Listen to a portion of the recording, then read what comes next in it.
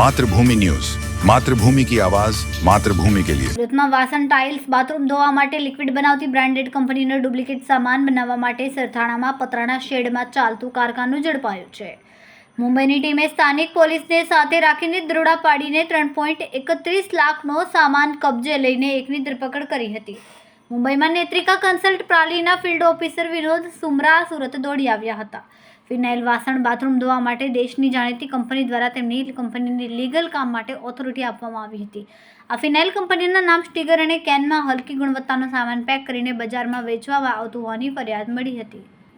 પોલીસે આ કારખાનું ચલાવનાર અતુલ વજુ ગલાણીની ધરપકડ કરી હતી. બ્રાન્ડેડ કંપનીના સ્ટીકર, બોટલ કઈ રીતે મેળવાતા હતા તે પણ એક તપાસનો વિષય બન્યો છે. ખૂબ જ ટૂંકા સમયમાં માતૃભૂમિ ન્યૂઝ OTT પ્લેટફોર્મ અને મેગા સિટીમાં કેબલ નેટવર્ક સાથે જોડાઈ જશે.